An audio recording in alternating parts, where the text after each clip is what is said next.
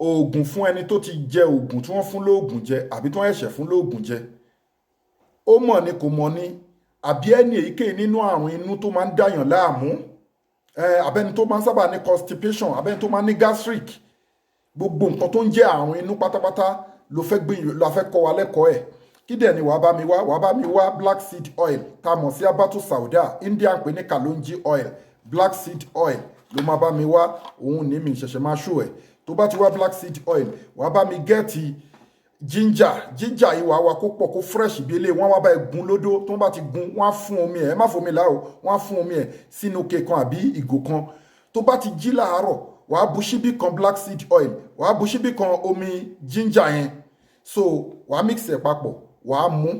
ṣíbí kọ̀ọ̀kan ni wàá mú ẹ̀ẹ̀mejì ló gbúdọ̀ lò lójúmọ́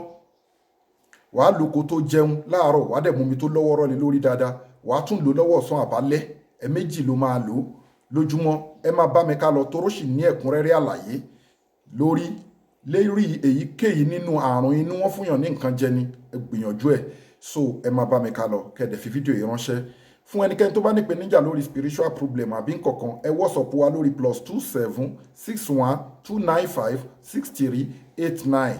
síwájú kó tó ṣiṣẹ́ àbí tó bá ṣiṣẹ́ ìtọ́ nǹkan tó bá lágbára fi sákàǹtì àwọn ọmọ aláìní account number ní fáwọn ọmọ aláìní 0123214254 account number fáwọn aláìní 0123214254 Global Dahiratu Dhikrlahi Islamic Organization Wema Bank of Nigeria ẹ dẹ̀ gbìyànjú kẹ́ WhatsApp wa lórí +2761295638 lórí èyíkéyìí nínú ìbéèrè tẹ́ bá fẹ́ béèrè lọ́wọ́ wa gbogbo ẹ̀yin tẹ́ máa ń fi ájì tẹ́ fi ń ṣètọrẹ àánú tẹ́ ń fi umura ṣètọrẹ àánú zakat àti sahara àti sadako tẹ́ mọ́ fi ń ṣètọrẹ àánú ẹgbẹgbẹ Global Dahiratu Dhikrlahi a wà ní home and abroad small but mighty lẹ́ẹ̀kan sí ẹ WhatsApp wa lórí +2761295638 ẹ gbìyànjú kẹ́ bá wa gẹ́ẹ̀tì fún tọkọtìyàwó tó bá ń bẹ lọ́wọ́n ọmọ